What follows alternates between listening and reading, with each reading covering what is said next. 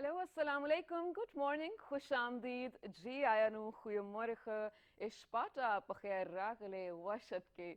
Ladies and gentlemen, welcome to World This Morning. I hope you all are having an amazing morning already. I am Shiza Hashmi, like every other day, on your screens this time.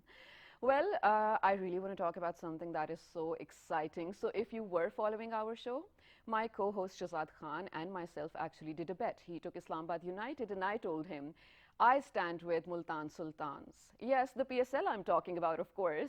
Well, there was a break, of course, in between the matches because unfortunately a lot of players had been tested positive. But after it was resumed again, now we are eventually headed towards the finals as well. And my favorite team, Multan Sultans, is one of the finalists after beating Islamabad United.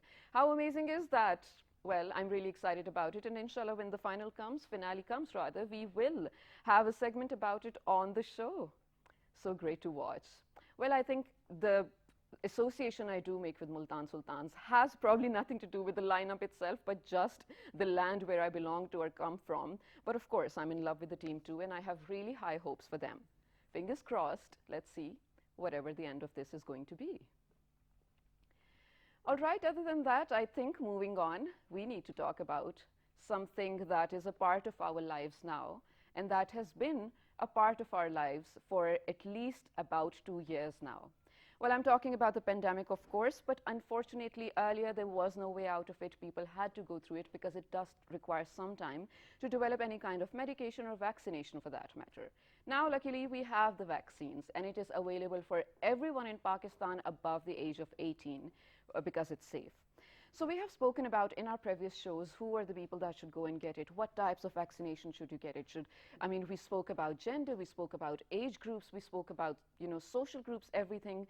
But today I am going to pick up on a very particular criteria. I'm talking about women who are in a family way, women who have conceived, are pregnant. Is the vaccination safe for them or not? Because personally, we had been getting a lot of questions on our social media page regarding women who have been going through pregnancy and then probably contracting COVID-19, how to deal with that, and then how to get the vaccination. So I sort of combined all those FAQs that we had been getting, and I sort of added my own queries to it as well. And today I'm bringing to you this segment with some very amazing guest over here in the studio who's going to be answering all our questions. So without further ado, ladies and gentlemen, let's dig in. Today I happen to have with me a consultant gynecologist from Kulsum International Hospital. She is none other than Dr. Tahmeena Yusuf. Assalamu alaikum, ma'am. Good morning. Thank you so much for coming to my show. So to begin with, you did hear the introduction. Today we're talking about pregnant women and how to go about vaccination. So first things first, is it safe during pregnancy to get the vaccination? First of all, I would like to thank you, Shiza, for inviting me to your show. It's my pleasure. And then coming to the effectiveness of the vaccine, I would like to make one thing very clear. All over the globe, no drug company is allowed to dispatch any medicine in the market for the general public, even if its efficacy and safety is not tested by the scientific research and the trials. All right. Same is the true for the COVID vaccine. Okay. We started this pandemic in the later part of 2019. Yes. And vaccine was ready to use in a couple of months. Yeah. But we started giving it to the general public in the beginning of 2021. So what was going on in that gray area? Scientists was doing research and they were testing the efficacy and safety of these vaccinations. All right. And all the evidence that we have up till now has shown that they are safe and effective. And after this confirmation, they have been released into the market for the general public. Okay, so I don't think so there should be any concerns regarding the safety of these vaccinations. All right, because I feel like, ma'am, of course, you have heard this, of course, people who are going through family way, not just the lady herself, but even the entire family, they are paranoid about anything happening to, of course, the lady Yes, of carrying the course child. they are. So they think about these things. So what if you are planning to breastfeed your child, or you are already doing that to an infant? Should you still get vaccinated? People worry that it might change the course of your, I don't know, bio inside. Let No, us know. it's not like that. Okay. I would give you a small background. In Yes. the beginning of this pandemic, we were very afraid. Okay. So during the first wave, when the females got pregnant females and breastfeeding, when they got positive for the COVID, Yeah. we directed them to separate their babies because at that time evidence was not there. We were not clear what to do, what not to do. So we separated the babies from the mothers, and this also resulted into the discontinuation of breastfeeding. Okay. But as the time passed and we have more and more trials and information, we are now very comfortable, and now there are recommendations and guidelines that every female should exclusively breastfeed their babies up to the 6 months. Okay, Alright, and these vaccinations have proved to be safe during the breastfeeding. Okay, that's good to hear. Moreover, I will add one very good advantage, that antibodies against the COVID-19 have been found to be transmitting from the mother to the baby through the breast milk. All right. So it is an added advantage. So mothers can pretty comfortably breastfeed their babies even That's after vaccination. So can we say, is it safe to say that it's a natural vaccination for the babies if they breastfeed, right? Yeah, definitely it is. Wow, this is really interesting, and I think with this we are going to learn a lot, because these are some of the very common questions that might appear in everyone's head now that vaccine is available for everyone. So, ma'am, all right, if this sounds good, whatever we spoke about, but not, the condition or the situation that pregnant ladies goes through, or the process, the procedure, it's not same for everyone. What are some of the factors that might sort of add to the complications of COVID-19 for pregnant women? Yes, definitely pregnancy is a different situation, and it is a high risk as far as the COVID infection is concerned.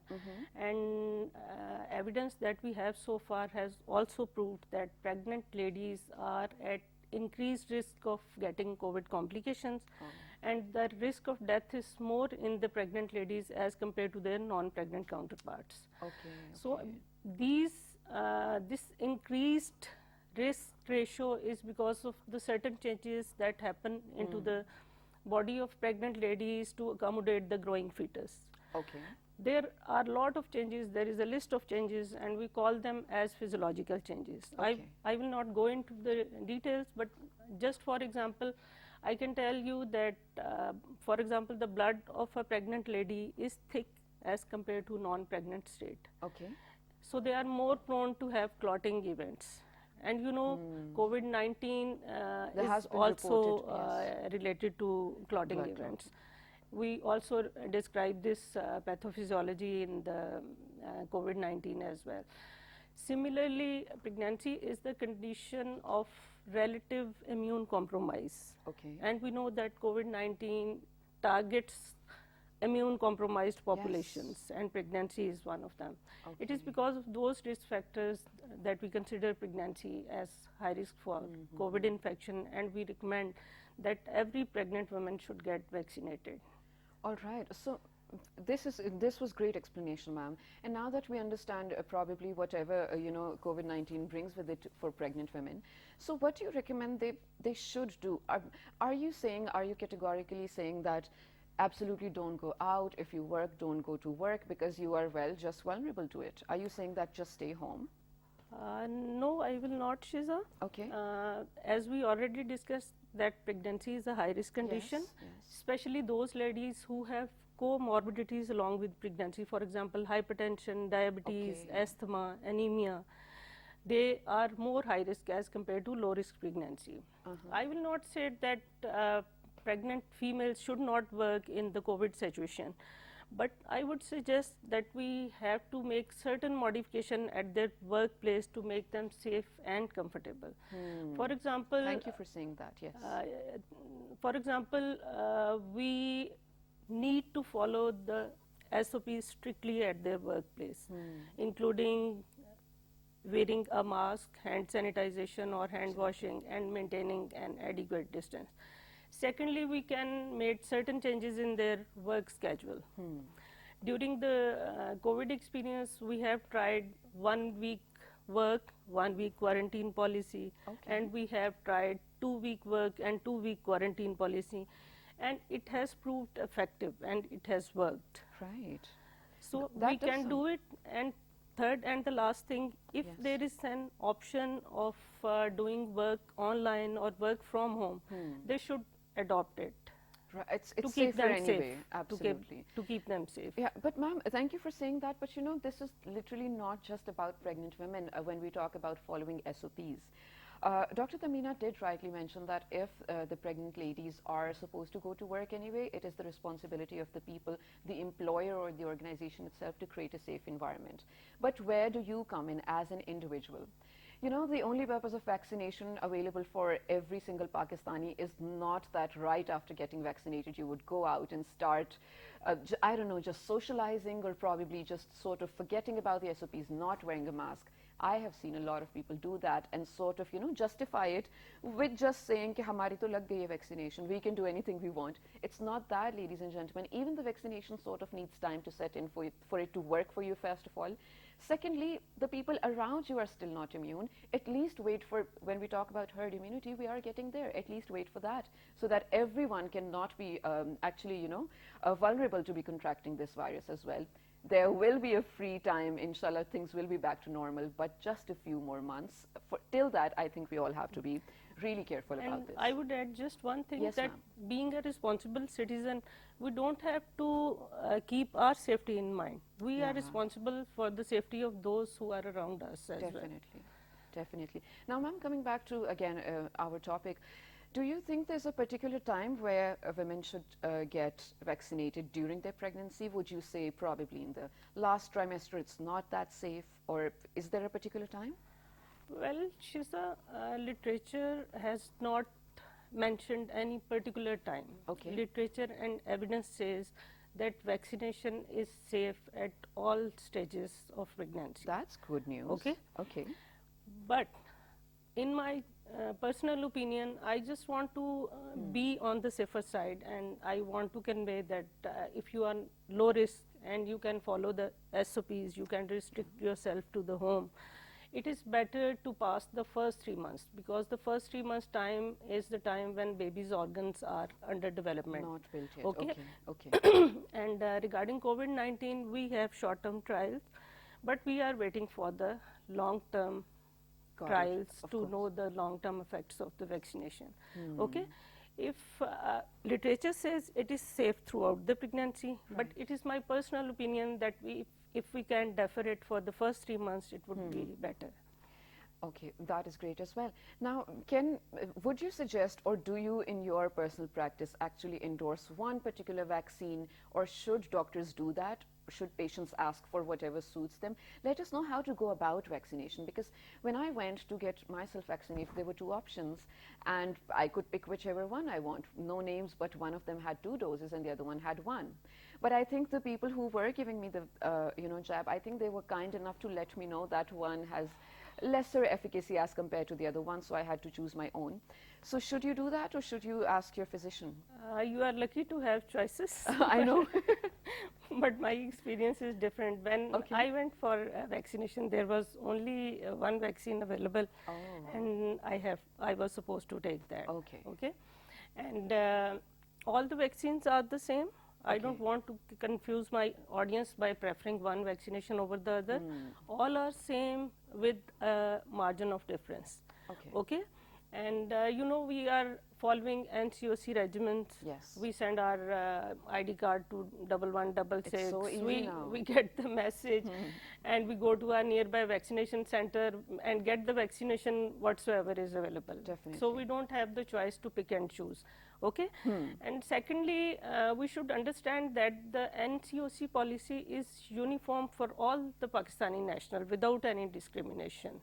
As you have experienced during your vaccination, they are not preferring any vaccination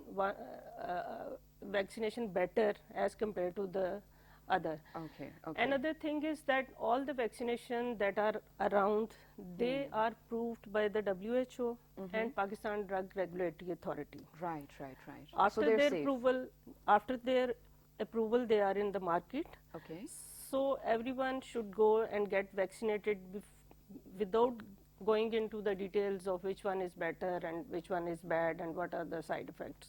All right, that is fine as well. I mean, I think it is great to hear because people have been asking each other, and I think there's a discussion going on ever since the vaccinations came to the market, which one to get, which one is safer, which one is more effective. Now you have your answer straight from the horse's mouth I itself. will just add one thing. Yes, Yesterday I received a message from my patient and she asked me that I want to get Pfizer.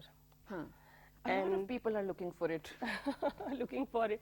The difference is that Pfizer has conducted trials on 100,000 pregnant ladies. Okay. And this is the biggest trial up till now. Wow. That's okay. why people are feeling more satisfied about the Pfizer. But we have to keep this thing in mind that Pfizer is not available easily. Yeah, not yet. We cannot purchase it and get it according to our choice.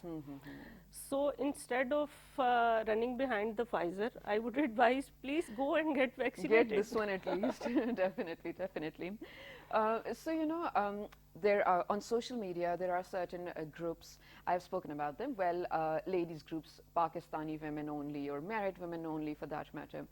So where women were sort of confused or talking about finding out about their pregnancy after getting vaccinated. Now, I think listening to you, it does make sense to me that it should be safe. But for their clarity, or probably with a scientific backing, can you let us know that right after you get vaccinated and you're like, and you find out you're pregnant, is it something to worry about? Because you said it's not safe in the first 3 months. I will clearly say that there is nothing like that. Nothing to worry about? Okay. Okay, I will also like to share that when initial trials were going on in on the COVID vaccination, it included male as well as the female volunteers. All right. And some of these female volunteers became pregnant during the during the vaccination trial. And the initial data of the vaccination safety during pregnancy and breastfeeding came from that group. All right, that makes sense. Okay. And that was fine? So if you get the vaccination and after few days you come to know that you are pregnant, there is no need to panic. I assure you there is no data up till now that it is going to harm your pregnancy or it is going to exert any adverse effects on the baby, on your baby's development. Okay, that's okay, nice there is to hear. nothing like that. All right. Also, ma'am, do you think that there are, of course, I mean, there are no negative effects as such when we talk about it, any adverse effects for that matter. But are there any benefits people would might want to listen to कि ये फायदा मुझे होगा if I get vaccinated? Other than you being healthy, of course, it's a great thing for you. But talking about pregnant women, is it something healthy it's bringing to them? Yes. Okay. There are certain benefits. One of the benefits we have already discussed, that you are the source of passive immunity to your baby, when you are breastfeeding. Okay. And it's also for your good for your health, because as I discussed earlier, pregnant ladies are high risk for COVID complications, ICU admissions, and the risk of death is more in the pregnant group. So when you get vaccinated, the risk of your ending up into the complications in the ICUs and all these risks are reduced. Okay, well, that is again great news as well. I feel like, you know, all the myths sort of we had in our mind, or all the FAQs we had in our mind regarding vaccination, you are answering them today, Dr. Tamina. So now let's come to one of the most important concerns people have. And can I tell you something? It's not only in women that I've found. Even I have seen men talking about this as a concern, that getting vaccinated might affect your fertility in the future. True or not? You're laughing, isn't it? It is an interesting question. Okay. But Shiza, this is reflecting the concern of those couples who are either planning to conceive or who are in the process of getting fertility treatment. Right. Okay. Okay. Otherwise, you're saying it's not a concern? No, it is not a concern. But a problem with us is that we are overloaded these days by the information, lots of information from the social media. I would rather say loads of misinformation from the social media. बिल्कुल. There is a lot of stuff on the social media about the side effects and the impacts of vaccine, misguiding people wrongly. Yeah. Okay. Okay? Okay. But the literature has, and the research which has been done so far has proved that it is not going to affect your fertility potential in any way. Okay. No, no is the answer. No. Well, I think for all of you out there who might be wondering this, I have seen even in my friends group this discussion take place. So I think it's safe to know that no, it does not, because like ma'am already mentioned, there's a lot of scientific research going on behind the making the vaccines and then administering it to people as well. So no, it is not going to alter your fertility at all. Now, when we talk about women pregnant, or of course not pregnant for this question that I'm going to offer right now, is it two parts of it? Is it first of all safe to go for vaccination if you're menstruating? Secondly, will it alter your menstrual cycle as well? Shiza, honestly speaking, it is not affecting your fertility. It is not affecting your menstrual cycle. All right. Lots of trials have been done, and we are waiting for the results of many trials that are in the pipeline. Okay. So Okay, no the such things would be more clear in a couple of years or in next few months. But up till now, I don't have any evidence to say that it will affect your menstruation, and you should not get your vaccination when you are menstruating. Okay. Okay. Fine. This is something, of course, that people have been curious about, or women for that matter. And I think, yes, obviously, Dr. Zamina is absolutely right. But if you personally feel any complications, or maybe it's psychological, maybe it can be physical as well, I think it's better to see your own physician for a private advice. So, that is only made for you as well. We are talking in a very generic way, of course, and we really hope that this does not cause any sort of problems for women who are pregnant, or women in general, or any person for that matter who gets vaccinated. Towards the end, ma'am, we have to really wrap up the segment. So thank you so much for coming. Just one thing. So for people who are going for the 2-dose vaccines, and if the doctor tells you to wait for 28 days to come for the next one, is that 28 days solid written in rock? I mean, can there be a plus minus 2 days, or is it just something that you have to do on the exact date? No, it is not so specific. Okay. You can change it 1 or 2 days earlier or later. Okay, it that's is not an going issue? to affect. Okay. Okay, the important thing is you go and get it in time. Okay, Definitely. whether it is 1 day late, 2 day late, it does not matter. Okay, but still go get it at least. Yeah. Perfect. Thank you so much. And one thing Yes? I would like to add more, that vaccination should not be used as a safety shield that you are now free to exploit the Yes. SOPs. Okay, pregnant ladies, when they get vaccinated, they have to continue with their routine care of pregnancy. They have to take all the precautions advised by their healthcare provider, Right. and they have to follow they have to continue following all the SOPs of COVID-19. Got it. Thank you so much for saying that, ma'am, and thank you for being here. This was Dr. Tamina Yusuf, ladies and gentlemen. We were talking about what kind of choices to make regarding vaccination, especially for women who are going through pregnancy. I hope you all got your answers, because I definitely did learn a lot. It's really easy, ladies and gentlemen. NCOC is doing a great job. You just have to text your CNIC number to 1166. That's it. They are going to send you the center and the date and everything, and you're free to go to get your vaccination whenever you want. How easy is life? I mean, just thinking about having a gadget in your hand and administering everything through the expense of your own hand, mobile phones, or even tabs or laptops for that matter. Everything's so convenient now, right? But with everything so easy and so convenient, there are definitely some adverse or the negative sides to it as well. Social media, let's talk about that. Everyone has that on their gadgets or phones or laptop for that matter as well, right? But is everyone making the right use of it? Does everyone know, does everyone have that probably civic sense to know how to make the judicious use of it? Is what we will discuss in the next segment. So stay tuned for that, ladies and gentlemen. We're heading to a short break. Good morning.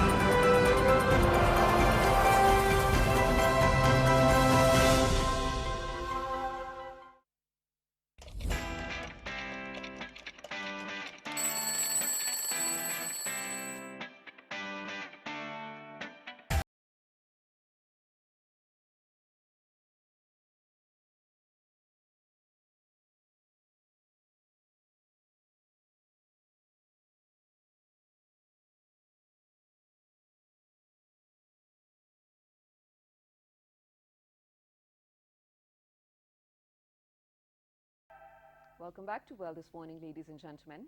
We're having a great time learning, of course, and spreading the right kind of information. Notice that I'm saying information and not misinformation because, yes, ladies and gentlemen, we do live in an age of misinformation. And that is because, I mean, it's so saturated, the kind of things that we're getting, even if they're facts, we don't know. If it's just news, we don't know. If it's just messages for the sake of messages, we don't know. Because we're sort of bombarded by all this information in today's age, having the access to internet probably. That's why you're probably having this, sort of the available option of connecting to so many people in so many different parts of the world. Maybe that is a lot as well. Because when we talk about cybersphere, it's so vast and something that you cannot contain or regulate for that matter. There is something you cannot put gatekeepers on, cybersphere for that matter, or the social media to regulate what goes out or what does not go out. It's just something people will use it on their own will, according to their own will and according to their own plan. So I think rather than going out about how to regulate social media, we should discuss how we can educate or aware people on how to make the right use of social media, because let's face it, it is a permanent part of our lives, right? So how can we make sure not to take that in a negative direction and actually to take something constructive and productive out of it? To talk about this, actually, I've been joined by some very amazing people. They are great at what they will be talking about today. It's their area of expertise, actually. I'm here to listen and learn with you guys. First of all, I have someone who happens to be a social media analyst. She's a lead trainer for that matter. Miss Alia Sayed. Hello, assalamu alaikum. Good morning. Assalam. So good to have you, Miss Alia. Thank you so much. Moving on, we have another analyst, of course, and the good part is lately he has actually been carrying out some research on social media tools and how people are resorting to social media for all kinds of avenues of their lives. He happens to be retired Major Osman Rajput. Assalamu alaikum, sir. How are you? I'm fine. Thank you for having me. It's our pleasure, definitely.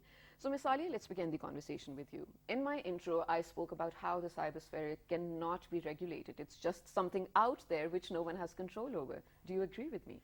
Yeah, that's Okay. true. That we don't have enough guidelines. Basically, what this is, the world is changed into a digitalized world, All right. and we cannot stop social media and the use of online tools. They are all there. Yeah. But what we can do, we need to have certain guidelines that would be according to our norms, our culture, and we need to train people and tell them. Then it's up to them. How But to- at least it would definitely affect judicious use of media, social media. Definitely, and I totally agree with you. You guys, why is it so important to now talk about this as well? Of course, we have had many other shows talking about it too, but over the period of last year there was a 9 million increase in social media users. So just compared to last year, where there were 37 million, there are now 46 million users in of social media.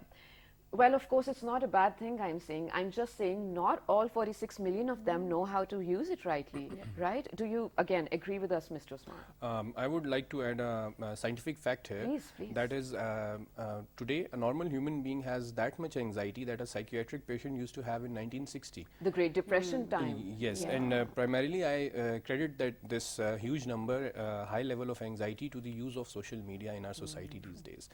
Because, everybody is a creator and everybody is a viewer. So you practically cannot control social media, no matter in Pakistan or for that matter in any country in the world. So putting in place the checks and measures is really difficult. But we ourselves have to be the judge of what we have to see and what we do not have to see. Secondly, there's so much flow of information, like you said. So too much flow of information comes under the umbrella of overflow, and that pollutes the human mind. Right. And that does not come in the judicious use of social media. Yeah. So, for example, like about 4 to 5 months back, we had an electricity blackout all across the country. Okay. And there were so many rumors that this has happened, that has happened in Pakistan. People like to assume. Yes, but that was practically normal. There was a trip in the Tarbela Dam somewhere. So these things can be controlled if everybody exercises control over information and verification of information at personal level. All right, so Ms. Alia and Mr. Osman, you both spoke about there are no guidelines on social media. So when we say this thing, you know, there are cases in several countries where there were sort of bans or guidelines. Like recently, there was a case of Nigeria where, of course, a tweet was cancelled, and then the country decided to just ban Twitter for that matter. And that is just one example of how different platforms of social media over a period of time have been banned. So what is the organization, or what are the people that you think will put guidelines out there? Is there someone that you're looking forward to, or is it just an individual thing for people to do? It could be done on both the level, but Let us know, basically please. that needs to be on a bigger level, collectively. It should be a consortium or a group of people, people from academia, people who are analyzing the social use of social media, people who are looking at the trends, and some government partners, civil society organizations, and there are so many people, even the students themselves, the youngsters who are actually using it, because all of us have our own perspective. And in this time of digitalization, we all need to sit together and we need to guide and we need to produce those guidelines that would help us in making sensible use. You know, social media is called a necessary evil, but at the same time, we can make it a necessary friend. That's true, yes. Yeah, we need to know some etiquettes, when to use it. Like if somebody is sending a forwarded messages at 1 o'clock at night, that might not be a good time. Right.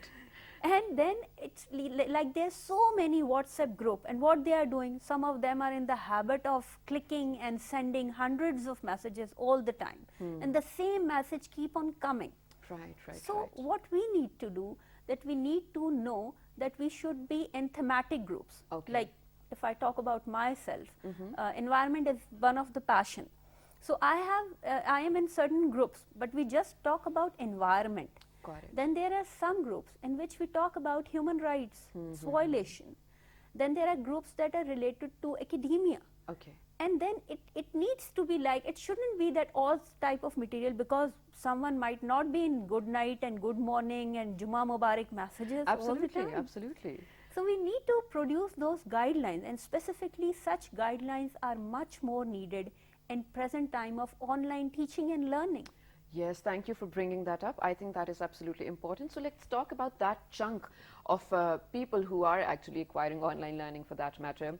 Digitalization, what a tongue twister, ladies and gentlemen, is something that is now so important, especially ever since the pandemic. Everything is online. Education, business, health for that matter, even your doctor is online, right? So in my case, in my understanding now, you guys can actually, you know, sort of present counter arguments as well. So I feel like for universities now, it is absolutely important to incorporate one course of responsible social media use in all degrees, regardless of what you're studying. If you're studying literature, if you're studying aeronautics for that matter, you should, as a student, know how to use social media rightly.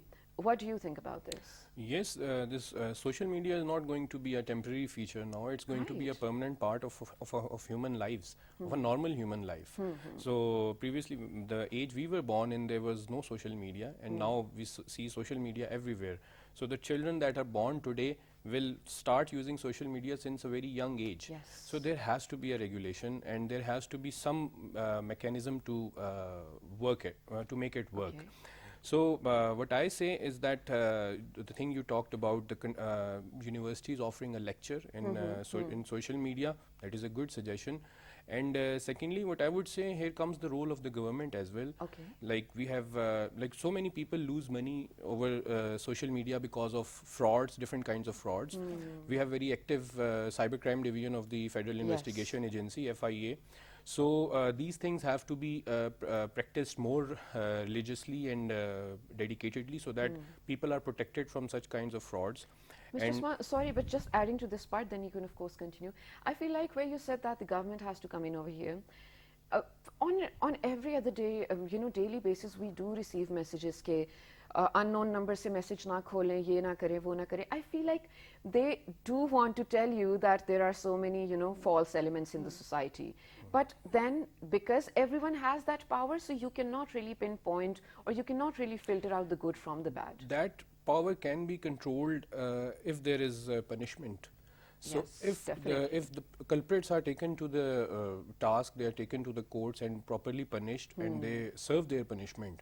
So that is how you can control the misuse of social media. That is Secondly, right. one more thing very important I'm going to add is that right now Facebook profile is just for free and everybody can make it. One person can in fact make 3 or 4 Facebook profiles. Like soon a time we'll see in next 15-20 years that the governments of all the countries will be involved in, maybe, I'm not sure, but I hope so, that the governments will be involved in the creation of Facebook IDs, the Instagram IDs, even the WhatsApp will be government controlled, because this is going to be a something that is part of your everyday life. Okay. Like you drive a vehicle on the road, you need to have a license for that. So soon a time after 15-20 years, a time might come that social media IDs will be government controlled. Maybe, yes, I understand where you're coming from. But then again, if we're looking at such a big time period, I think it's getting so philosophical. I feel like the new face of social media would be so different. We cannot even picture what it's going to be. I don't think it will be WhatsApp in our hands and, you know, sending each other messages. And Mr. Usman, you brought up something very important. When you said that as a child growing up, you did not have the option of social media. So I feel like generations, while we were all alive together, we had this transition in front of our eyes. Do you guys think it is harder or more confusing for someone who never had the option, or for someone who is exposed to it all the time? I think it depends actually on Okay. situations. When we took a look at the landscape, this social media landscape in Pakistan, it has changed everything. All right. Because 97% of the people, they are involved, they are using social media. Yeah. And 45% of them, the youngsters, they are constantly online. Yeah. So what happened that we need to be like conscious about what we are giving them, how they are using them. And there are certain things, like people are making IDs and they don't know how to keep their information private. Yes. And yes. there is a lot of cyberbullying. And then Definitely. there are certain skills that are actually suffering. We lack one-on-one conversations now. Yeah, People that's don't true. have good communication skills, and they are under a lot of pressure, especially the youngsters, because what they see on social media, the celebrities and the people who are looking very thin, The very Insta smart, lifestyle. the Insta lifestyle actually. Right. You see, there is so much of artificiality that Definitely. it is very difficult to remain grounded and to remain realistic and practical. But if we Yes. keep having discussion, like this is a very good program, it's very good to discuss because this is the right time. But one thing, that I believe in freedom of expression. Okay. I believe that it shouldn't be under the control of government, that they would be doing anything. I agree totally. But at the same time, every responsibility and every right, they are always vice versa. Definitely. If yes. we have certain rights, we also need to have certain responsibilities, and we need to take them on. Because with social media, there is so much lack of transparency. Absolutely. And I think it's just such an easy tool for anyone to hide behind, right? Yep. I mean, there are definitely negative elements in the society who do not care about what their actions or their words might cause to others. To have that kind of, I don't know, negative power in yourself, I don't know where that comes from. But you guys, let's not take it there. You know, there's something very bright that actually Mr. Usman pointed out before we were starting the show. And that is how the use of social media or the availability of such platforms has just changed the scape of businessmen, for that matter, or any normal person and their idea of starting a business. Let's talk about that, the convenience that social media brings. Yes, the convenience we were talking about is that, for example, for physical advertisement, if you want a budget of $500,000, Okay. the same level of advertisement you can achieve on social media in just, I think, maybe 50,000 rupees, and to the target audience that you actually want. We can pick and choose. You can pick and choose, and physical ads, once prepared, they cost a lot. But graphic ads, you can modify them in a laptop very easily. Yeah. Like you make an ad, after 7 days you can modify, make a new ad and post it again. So the cost is very less, the effort is very less, and the outcome is huge. Absolutely. Is of the magnitude many times as that of physical marketing. Yes. So one more thing that I would like to add, when you said the age that is born now and the youth that is seen Facebook since very young age, I think they face more difficulty in understanding the reality. The Because youth you're talking about? yes, Okay. the youth these days who are in their teens especially, as ma'am said, they are chasing after something that is completely a fantasy. The Instagram, Facebook and things like that, when they see things, the people, celebrities over there, they're actually not real. So they are chasing something, and that creates anxiety and depression and different kinds of feelings in the youth these days. Yes. So the youth, the age that was there before these young kids, I think they have seen both the facets of life, the reality and the fantasy world. So it's easier for us maybe to realize what is different from fantasy. That's true, and I think that is quite a solid argument, because yes, you do feel that way as well. But you know, it reminds me of something very funny. So on YouTube there's a channel that makes animated videos for people to understand, and there was one in which there was a button, a switch button for the World Wide Web. I mean, we always talk about internet pe hum, we're using the internet, we're online, we're doing it. So one person is just like, you know, I'm so sick of social media. He goes into the office and he turns off the button for the World Wide Web. And it was, of course, sort of metaphorical, but internet all over the world crashes, and there's just no internet anymore, and people are like, and then people realize that it was just a bubble, it was just something in their phones, and they can actually live without it. So when that happens, or if that happens, well, I think that is when we will hit reality as well. But towards the end, Ms. Alia, let's talk about some solutions in terms of, again, you did talk about responsibility, but individual responsibility. How do you think we can make sure that the social media use of Pakistan, the 46 million people, are all, most, if not all of them, directed towards a positive, constructive use? Tips or solutions from both of you, all right? This is your camera. Go ahead, speak to your people. You see, specifically at this time, we need to look into the post-COVID era. Okay. And during this COVID time period, the pandemic, the use of social media has increased manifold. It has both pros and cons. Like we were getting information, and we know what is happening, and how much important the vaccination is. And there is so much good things that we learn.